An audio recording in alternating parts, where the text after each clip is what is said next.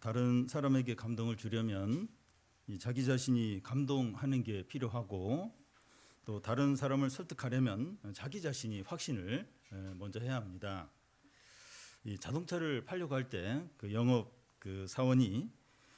사원 자신이 그 차에 대한 확신이 있어야 하고, 또 바이올린을 연주할 때 그 연주자가 이렇게 연주하면서 거기에 이제 빠져들어야 하고, 엄마가 어린 아기를 재울 때 엄마가 함께 자버리는 게 그 아기를 제일 잘 이렇게 재우는 그런 방법입니다. 애가 봐요. 엄마가 자나 안 자나. 엄마가 자면 이제 애도 이제 같이 이제 곧 잠들게 됩니다. 찬양 인도자가 찬양을 제일 잘 인도하는 것은 인도자 자신이 찬양에 푹 빠져서 이렇게 할 때 온전한 찬양이 될 수 있습니다. 신앙 안에서 이 바울의 아들이고 동역자인 디모데는 소심하고 약하고 또 나이도 어렸습니다.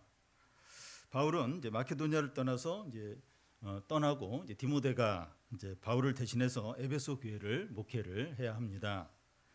바울은 이제 그런 디모데를 위로하고 격려하고 확신을 줄 필요가 있었습니다. 그러려면 바울 자신이 은혜와 기쁨과 감사 확신이 있어야 했습니다. 앞에서 말한 대로 이 다른 사람에게 감동을 주려면 이 자신이 먼저 이제 감동을 받아야 하는 것과 같은 원리입니다.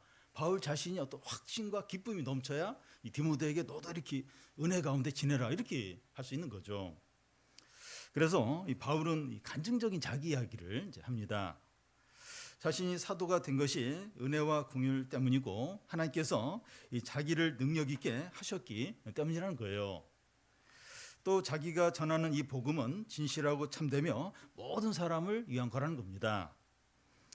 죄인 중에 괴수인 자기에게 긍휼을 베푸셔서 이 사도로 삼으신 것은 누구든지 예수님을 믿어 영생을 얻도록 하기 위해서라는 겁니다. 바울은 하나님이 자신에게 베푸신 긍휼과 또 자기를 사도로 삼으신 은혜에 감사하고 찬양하고 영광을 돌리게 됩니다. 바울이 이런 고백과 나눔이 디모데와 오늘 우리에게 큰 위로와 격려와 확신이 될 줄로 믿습니다. 먼저 바울은 이 자신의 직분에 대해서 감사를 하고 있습니다. 직장의 업종이 같은 사람들끼리는 통하는 게 많습니다. 애로사항이나 힘든 점들을 이야기하면 서로 잘 통하죠. 같은 업종에 있는 선배가 이제 후배에게 어떤 이야기를 해줄 때 큰 도움을 줄 수 있습니다. 바울은 자기의 사도 직분에 대해서 이야기를 하는데 디모데에게 이런 말이 큰 도움이 이제 됩니다. 12절에서 그 14절까지 한 절씩 교독하겠습니다.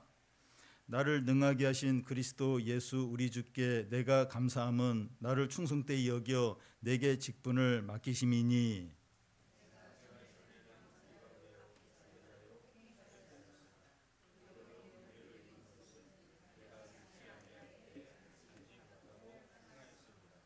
우리 주의 은혜가 그리스도 예수 안에 있는 믿음과 사랑과 함께 넘치도록 풍성하였도다. 예.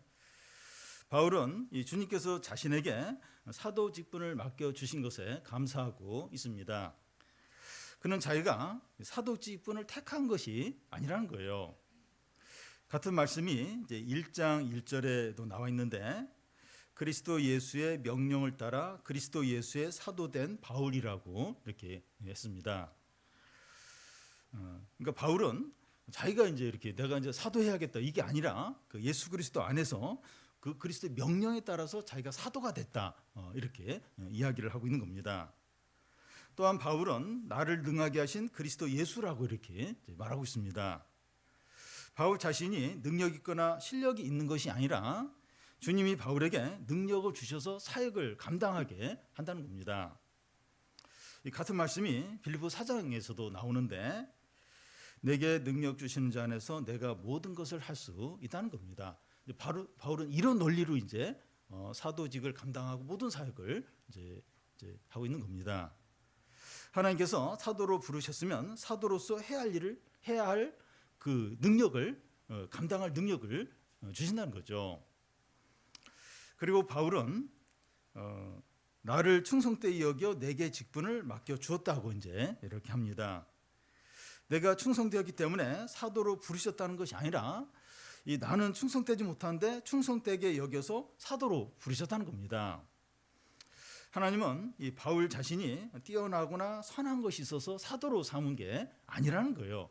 그러니까 이렇게 충성되게 여겨서 하나님 이제 이렇게 사도로 부르셨다는 거죠.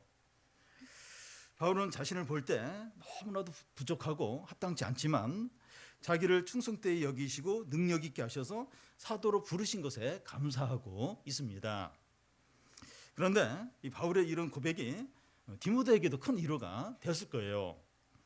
디모데는 이제 바울과 같은 사역자지만 카리스마도 없고 많이 위축돼 있고 이렇게 어려워하고 있습니다.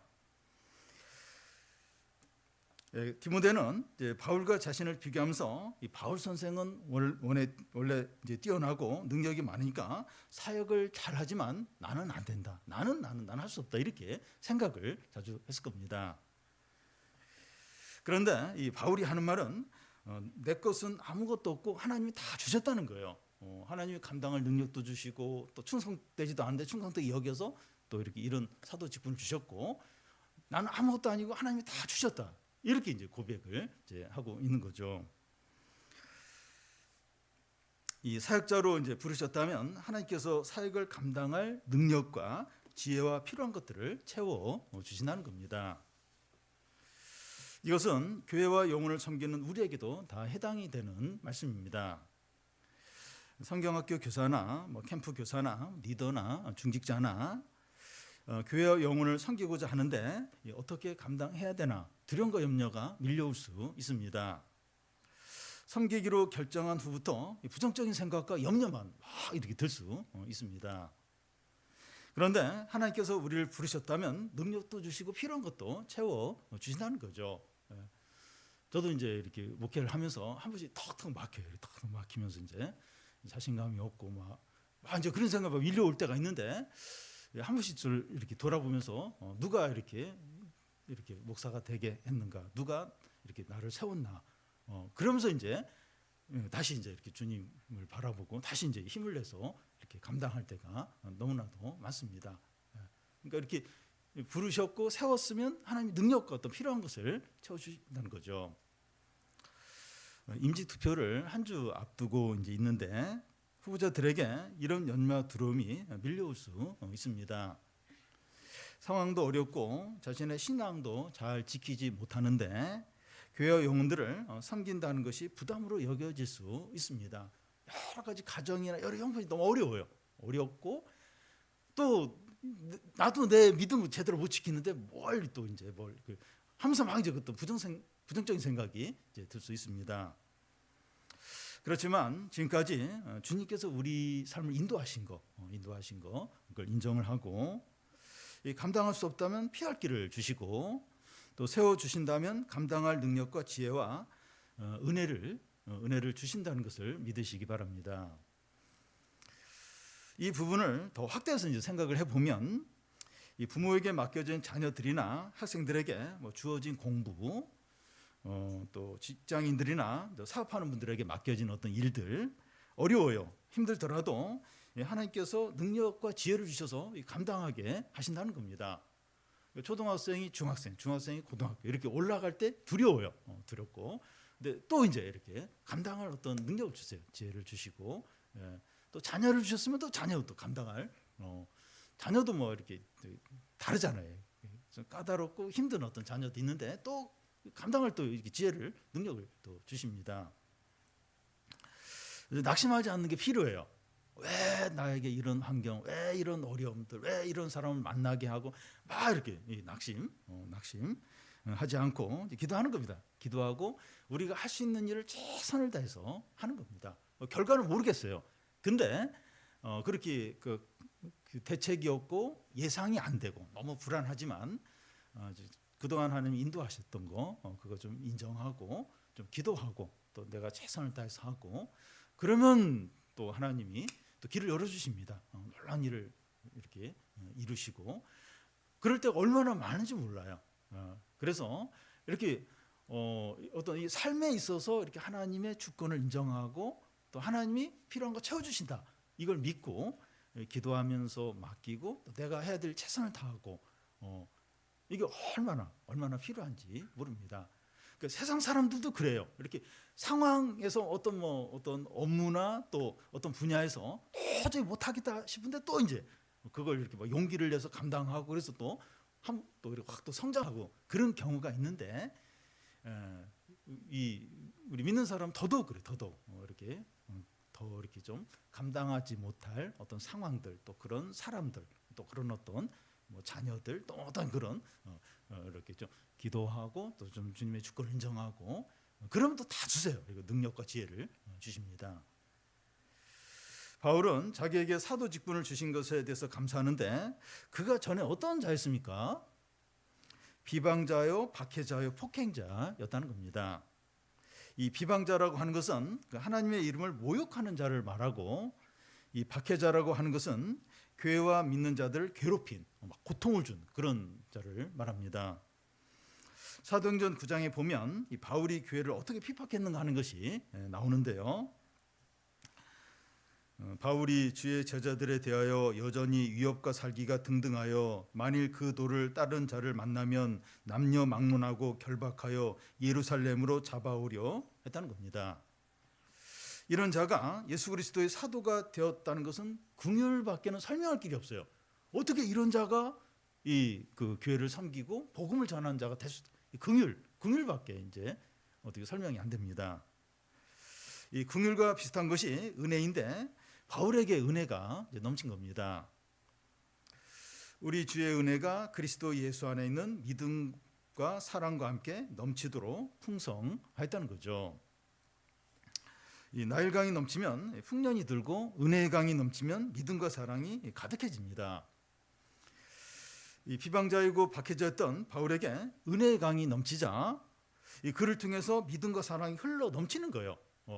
그래서 이 바울에게 은혜의 강이 넘치는, 그러니까 바울을 통해서 믿음과 사랑이 막 이렇게 넘쳐나서 많은 사람들을 살리고 또 교회를 풍성하게 이제 하는 겁니다.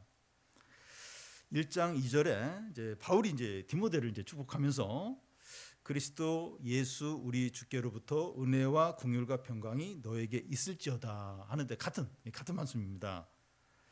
바울은 자신이 먼저 하나님의 은혜와 긍휼을 맛보고 누리며 살았습니다. 은혜의 강이 넘쳤어요. 그러니까 바울 자신에게 그 예수 그리스도 안에서 이 은혜의 강이 넘치는 걸 체험하고 이걸 누리고 이걸로 모든 일을 이제 감당하면서 이렇게 살았던 겁니다. 바울은 디모데도 은혜와 이 긍휼이 넘치고 누리게 되기를 원하는 거예요. 너도 이제 그렇게 이 은혜와 긍휼이 넘치길 원한다. 너도 그렇게 해야 된다. 여러분 이게 사역이라는 거 누굴 섬기는 건 마음과 막 힘 막 쥐어짜 가지고 억지로 너무 힘들어요. 이게 은혜의 강이 이렇게 흘러 넘쳐야 돼요. 흘러 넘치면서 이제 사람도 섬기고 또 말씀도 전하고 또 집안일도 하고 또 모든 일도 이제 하는 거죠. 그래서 그 이 은혜와 어떤 이 사랑과 이런 능력이 어디에 있는가 하면 예수 그리스도 안에 예수 그리스도 안에. 그래서 우리가 예수 그리스도 안에 자꾸 거하고 그 안에 있는 은혜와 이 능력으로 살려고 하고 그게 얼마나 필요한지 모릅니다. 그러니까 바울은 이제 그걸 이제 체험하면서 그걸 누리면서 사는 거예요. 그 은혜의 강물이 계속 이제 바울에게 넘치고 그래서 그걸로 이제 사람들을 사랑하고 섬기고 이게 끊이지 않고 계속해서 그래서 우리가 이제 내가 내 힘으로 막 내가 어떤 능력으로 막 이렇게 내가 다 하려면 지치는 거예요. 지치고 그럴 때 이제 가만히 좀 이렇게 가만히 모든 걸 좀 중단하고 이렇게 그리스도 안에서 그리스도 안에 있는 생명과 능력과 성령으로 나를 좀 충만케 해달라고 주님의 그 기쁨으로 능력으로 이렇게 나를 좀 채워달라고 그렇게 잠시 기도하고 이렇게 하면 달라요. 확 다릅니다. 그래서 참 이렇게 나도 내일 하기도 이제 부담스러운데 힘든데 이거 교회를 섬기고 누굴 섬기고 또 이렇게 누굴 이렇게 붙들어주고 지쳐요. 힘듭니다. 그러니까 은혜의 강이 흘러와야 돼요. 예수 그리스도 안에 있는 이 은혜가 넘쳐야 됩니다. 그걸로 이제 모든 걸 감당하고 또 참고 또 섬기고 인내하고 이제 그런 거죠. 바울은 디모데에게 너 지금 이렇게 위축돼 있고 막 두려워하고 있는데 은혜의 강물, 그리스도 예수 그리스도 안에는 은혜의 강물이 넘치게 하라. 그렇게 하라. 그렇게 하면서 사역을 해야 된다. 그 얘기를 하고 있는 겁니다.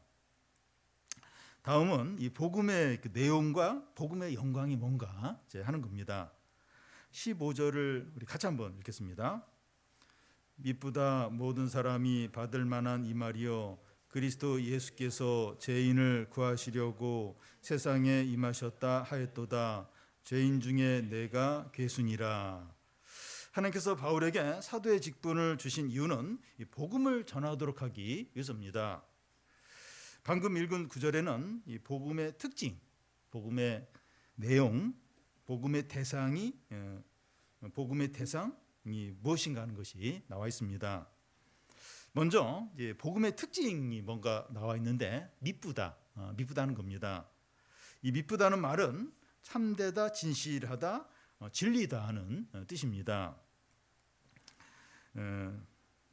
어떤 이론이나 사람의 말이나 정보들은 있다가 사라지고 계속해서 바뀝니다.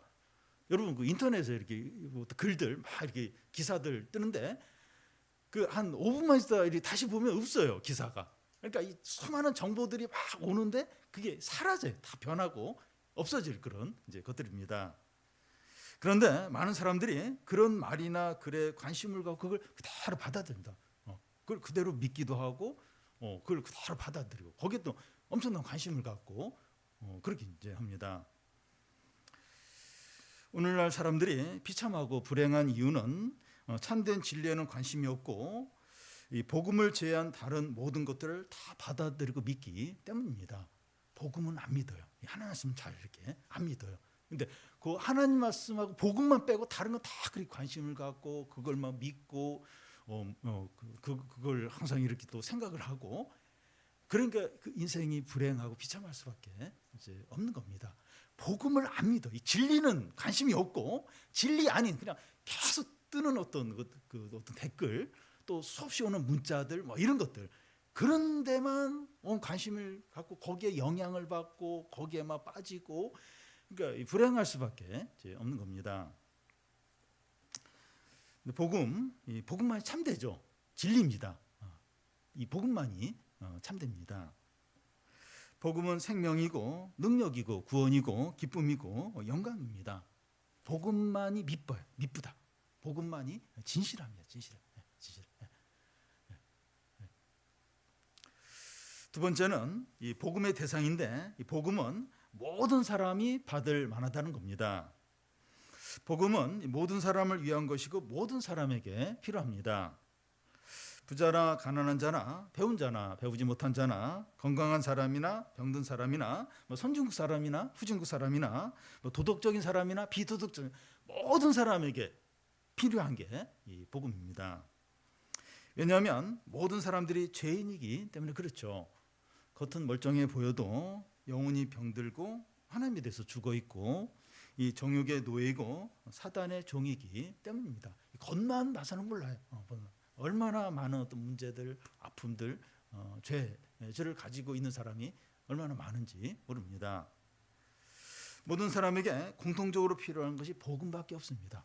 그러니까 모든 사람에게 필요한 그게 사실 그런 게 별로 없어요. 다 이제 사람마다 좀 필요가 다른데 모든 사람에게 공통적으로 필요한 게 복음. 모든 사람에게 부자나 가난하거나 배운 사람이나 못 배운 사람이나 공통적으로 필요. 왜냐하면 모든 사람이 죄인이에요. 그리고 어떤 정욕의 노예이고 그렇기 때문에 이 복음 모든 사람에게 다 필요합니다. 저 사람은 뭐 부족한 것이 없고 또 이렇게 도덕적으로 잘 살고 그래서 하나님 말씀이 필요 없겠지. 그렇지가 않아요. 그 마음 속에 그 절망과 두려움과 어떤 죄와 어떤 비참함과 그게 없는 사람이 아무도 없어요. 그래서 모든 사람에게 공통적으로 꼭 반드시 필요한 복음입니다. 세 번째는 이제 복음의 이제 내용인데 복음의 내용은 그리스도 예수께서 죄인을 구하려고 세상에 임하셨다 하는 겁니다. 이게 복음의 요약이죠. 예수님은 죄인을 구원하시려고 세상에 오셨습니다. 의인을 부르러 오지 않고 죄인을 부르러 오셨습니다. 자기가 병자라는 사실을 인정한 사람들은 의사에게 치료를 받을 수 있는 것처럼 자기가 죄인임을 인정하는 자는 주님께 구원을 받을 수 있습니다. 요즘에는 그 의사 파업 때문에 자기가 병자인데도 진짜 꼭 치료를 받아야 되는데도 치료를 못 받는, 그래서 막 진짜 이렇게 극단적인 상황에 처하는 그런 분들이 있어요. 근데 주님께는 그렇지 않아요. 주님께 그런 법이 없어요. 내가 죄인임을 인정하면 주님으로부터 죄 용서와 구원을 받습니다. 이렇게 내가 죄인임을 인정하고 주님께 나아가는데 거부당하고 다음에 오라 이런 경우가 없어요. 이런 경우 없습니다. 어떤 사람까지도 이제 구원을 받을 수 있습니까? 죄인 중에 괴수도 가능하다는 거예요. 어떤 사람까지 죄인 중에 괴수까지도 된다는 겁니다. 바울은 자기를 이제 죄인 중에 괴수라고 이제 하고 있습니다. 여기서 괴수는 두목을 말하죠. 바울은 죄인 중에서 자기가 으뜸이라는 거예요. 최고 죄수 중에서 제일 흉악한 자가 이제 자기라는 겁니다. 바울이 이제 이런 말을 하는 이제 시제를 보면 과거가 아니라 현재로 되어 있습니다. 과거 예수님을 믿기 전 비방자와 박해자였을 때 죄인 중에 괴수였다는 것이 아니라 현재 그렇다는 거예요. 현재 내가 죄인 중에 괴수라는 겁니다. 그러니까 지금 이렇게 예수님 믿고 복음을 전하고 변했어요. 새 사람이 되었어요. 그런데도 바울은 내가 죄인 중에 괴수다. 이걸 항상 인식을 하고 그걸 이제 느끼는 겁니다. 현재 내가 죄인 중에 괴수다. 이걸 항상 이렇게 가지고 있는 겁니다. 우리는 이것을 어떻게 생각을 해야 합니까? 바리새인과 세리의 기도를 보면 바리새인은 다른 사람과 자기를 가증스럽게 비교를 하면서 자기가 얼마나 의롭고 선한가 하는 것을 자랑했습니다. 이 가증스럽게 비교를 했다는데 비교를 하는 거예요. 내가 얼마나 11조를 이렇게 하고 또 구제를 많이 하고 세리랑 비교하면서 자기를 이렇게 비교를 해요. 자기를 자랑합니다. 이 가증스러운 비교죠. 그런데 조금 떨어진 곳에서 기도하는 세리는 가슴을 쳐요. 주여 불쌍히 여기소서 죄인이로소이다. 계속 가슴을 치면서 불쌍히 여겨달라고 그렇게 기도합니다. 세리는 하나님 앞에서 자기를 돌아보니까 너무나 큰 죄인이라는 것을 깨닫는 겁니다. 그러니까 하나님을 생생하게 이렇게 느끼면서 자신을 돌아보면 이렇게 고백을 할 수밖에 없어요. 내가 죄인 중에 가장 큰 죄수다. 나는 진짜 소망 없는 죄수다.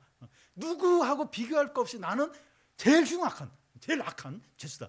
이렇게 고백을 한다는 겁니다. 그러니까 하나님을 생생하게 느끼면서 하나님 앞에서 자신을 돌아보면 자기가 가장 최고로 죄인이다. 그렇게 고백을 이제 하게 됩니다. 하나님 앞에서 자기의 죄와 허물을 돌아보는 사람은 자기가 진짜 절망적인 최고의 죄수라는 것, 죄인이라는 것을 인정을 하게 되죠. 여러분, 다른 사람과 비교하지 마십시오. 자꾸 비교를 하게 되는데 비교하면 안 돼요. 그게 이제 가증스러운 비교가 됩니다. 남하고 비교하면 돼. 비교할 그게 아니에요. 도토리 키재기고 비교하면서 이제 자랑하게 되고 이렇게 그렇게 하게 됩니다. 하나님 앞에서 자기의 죄와 교만과 거짓과 욕심과 위선과 불신앙을 보십시오. 하나님, 살아계신 하나님, 거룩하고 의로우신 하나님, 그 태양보다도 더 밝은 그 하나님 앞에서 자신의 모습을 이제 푸는 겁니다. 우리의 은밀한 행동, 또 생각, 모든 것을 거룩하고 의로우신 하나님이 다 보고 계시는데 어떻게 자기를 자랑하고 의롭다고 여길 수 있겠습니까? 앉아서 기도하는 것이 너무 숭고해서 무릎을 꿇어야 되고 무릎 꿇는 것도 너무 죄송해서 엎드려야 하지 않겠습니까? 이 하나님, 이 거룩하고 의로우신 하나님 앞에서, 살아계신 하나님 앞에서 그 불꽃 같은 눈으로 다 보시는 하나님 앞에서 자기를 이렇게 돌아보면 철저하게 엎드릴 수밖에 없죠. 세리처럼 주여 불쌍히 긍휼을 베풀어 저는 죄인이었습니다. 그리고 고백하면서 간절히 은혜만을 이제 구하게 되죠. 바울은 하나님과 교회와 믿는 자들을 철저하게 박했기 때문에 더더욱 죄인 중에 괴수였습니다. 그런데 이런 바울도 죄 용서 받았어요. 구원을 받았습니다. 그렇다면 어떤 죄인도 구원받을 수 있다는 거죠. 아니 바울이 이런 박해자가 이런 핍박자가 용서를 받고 새 사람이 되었다면 누구든지 새 사람이 될 수 있는 거죠. 누구든지 죄 용서받고 구원받을 수 있다는 거죠. 바울이 그렇다면 그렇다는 거죠. 아무리 절망적이고 끝난 것 같은 이 사람은 안 된다 하는 사람도 새 사람이 될 수 있습니다. 그래서 이 바울이 한 본보기가 돼요. 본보게 됩니다. 그 16절을 보면 그러나 내가 긍휼을 입은 까닭은 예수 그리스도께서 내게 먼저 일체 오래 참으심을 보이사 후에 주를 믿어 영생을 얻는 자들에게 본이 되게 하려 하심이라. 여기 내가 긍휼을 입은 까닭은 하면서 긍휼 이야기를 또 합니다. 그러니까 바울은 자신을 보면서 긍휼 외에는 뭐 설명해야 돼. 긍휼 이야기를 자꾸 하는 거예요. 바울의 구원을 설명하려면 이 긍휼, 은혜 이거 외에는 어떻게 설명이 안 됩니다. 하나님께서 바울에게 또 어떤 긍휼을 이제 베푸셨는가 하면 일체 오래 참으셨다는 거예요. 오래 일체 오래오래 참으셨다는 겁니다. 오래오래 참고 기다리셨어요. 바울에 대해서 오래오래 참고 기다리셨습니다. 하나님께서 바울을 이렇게 오래 참으시면서 구원하신 이유는 누구든지 주님을 믿어 영생을 얻는데 본보기가 되도록 하기 위해서라는 겁니다. 누구든지 아무리 늦게라도 주님을 믿으면 영생을 얻게 된다는 거예요. 그러니까 이 바울을 오래오래 참으면서 이렇게 부르시고 이제 구원하시고 이렇게 새 사람이 되게 하셨는데 이게 본보기라는 거예요. 누구든지 늦은 사람 없다는 거예요.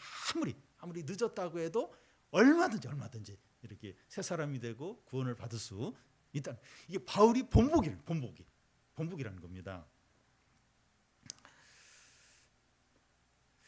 예수님이 이제 십자가에 달리셨을 때 그 예수님 옆에 달린 강도가 죽기 전에 이제 회개하고 이제 구원을 받았습니다. 누구든지 이렇게 용서받고 새 사람 되고 영생을 얻을 수 있다는 거죠. 이것이 복음의 영광입니다. 복음의 영광.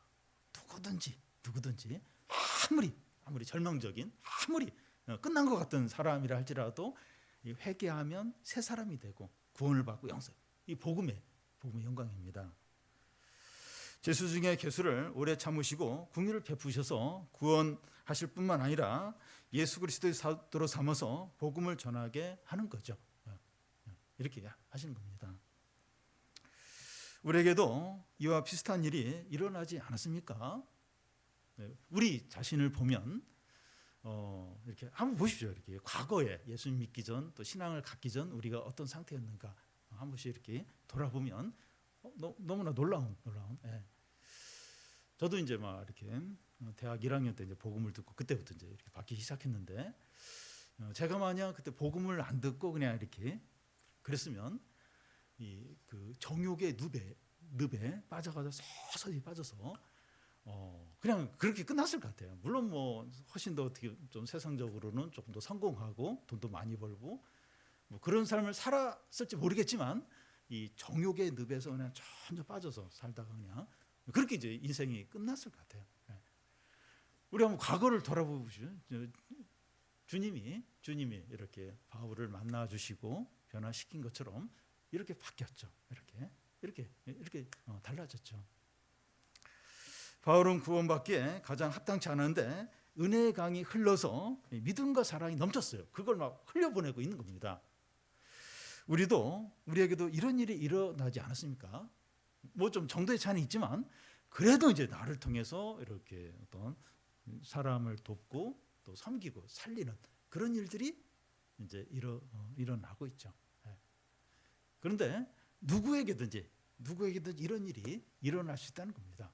이게 바울이 번복이. 근데 그 사람을 보면 이렇게 안 될 것 같은 그런 막 생각이 들고 포기하고 싶은 생각이 들 수 있어요. 우리 뭐 가족 중에도 이제 그런 사람이 있을 수 있고, 또 우리 자녀들을 보면 또 이렇게 너무 절망적, 말도 안 듣고 또 뭐 신앙생활도 안 하고 공부도 안 하고 그러니까 안 될 것 같아, 안 될 것 같고 도저히 안 될 것 같고 끝난 것 같고. 근데 바울이 본복이 하나님 오래 참으시면서 결국은 이제 이렇게 새 사람이 되게 하시고 영생을 누리게 하시고, 근데 우리도 이제 그렇게 좀 바뀌었고, 또 누구든지 어떤 사람이든지 이렇게 참 절망적인 사람인데 이렇게 또 은혜와 믿음을 이렇게 흘려보내는 그런 사람이 될 수 있고, 그러니까 이런 일이 얼마든지 주님을 통해서 이루어진다는 겁니다. 죄가 더한 곳에 은혜가 더합니다. 이것이 복음의 영광이에요. 그러니까 너무 심각하면, 병이 심각하면 심각할수록 그 치료받았을 때 그 기쁨과 그 대단하잖아요. 그러니까 죄가 더한 곳에 더 절망적이고 안 될 것 같고, 쟤는 끝장이고 저 사람은 안 될 것 같고 상황이 최악이고, 그러면 그럴수록 은혜가 하나님의 능력이 더 넘치는 겁니다. 이 복음을 아는 자는 자기 연민이나 침체나 절망에 빠지지 않습니다. 이 복음의 영광을 아는 사람은 이렇게 절망이나 또 자포자기나 이렇게 하지 않습니다. 누군가가 이 자기 연민이나 침체에 빠진다면 바울이 제일 깊이 그 침체에 빠져야 했을 겁니다. 얼마나 그 과거가 절망적입니까? 그런데 바울은 그렇게 하지 않았어요. 얼마나 기뻐하고 감사하고 찬양하는지 모릅니다. 그러니까 예수님 만나고 이 복음의 영광을 알고 나서 그 이후부터는 절대 뭐 침체에 빠지거나 뭐 자기 연민에 빠지거나 그러지 않았어요. 계속 찬양하면서 감사하면서 그렇게 이제 살았죠. 17절을 우리 같이 한번 읽겠습니다. 영원하신 왕 곧 썩지 아니하고 보이지 아니하고 홀로 하나이신 하나님께 존귀와 영광이 영원무토록 있을지어다. 아멘. 이 모든 것을 행하신 하나님은 영원한 왕이시고 썩지 아니하시는 분이십니다. 세상의 모든 것들은 썩고 변질이 돼요. 여러분 안 썩는 거 있습니까? 변질 안 되는 거 있습니까? 색이 바래지고 그렇게 안 되는 게 있습니까? 다 모든 게 다, 모든 사람도 다 늙어요. 병들고 결국 이제 다 죽게 돼. 세상에는 모든 건 다 변질되고 사라지고 빛을 잃어버리게 됩니다. 근데 하나님은 안 변해요. 하나님은 영원합니다. 하나님은 끝까지 진실하십니다. 우리가 믿는 하나님이 그런 분이세요. 그런 분입니다. 그는 보이지 아니하시고 홀로 하나이신 하나님이신데, 이 보이지 않는다고 하는 것은 우리가 다 알 수 없고 통제할 수 없는 분이라는 겁니다. 여러분, 보인다고 하는 것은 예측이 돼요. 통제가 가능하다는 걸 의미합니다. 그런데 하나님은 안 보여요. 보이지 않아요. 우리가 도저히 통제가 안 되고 통제할 수 없고 조정할 수 없고 예측이 안 되는 그런 분이십니다. 하나님은 너무 크시기 때문에 우리가 전적으로 신뢰하고 우리 자신을 다 맡길 수 있는 유일하신 하나님이십니다. 다 맡기고 전적으로 의지하고, 그러니까 통제가 안 되고 예측이 안 된다고 해서 불안하다는 게 아니라 그만큼 크시다는 거죠. 그만큼 하나님 광대하시다는 거죠. 우리가 그 하나님을 이렇게 조정하고 억지로 예측하고 그게 아니라 그 주님을 전적으로 신뢰하는 거죠. 전적으로 우리 자신을 맡기는 겁니다. 이런 하나님께 영광이 영원 무궁토록 있을지어다. 아멘.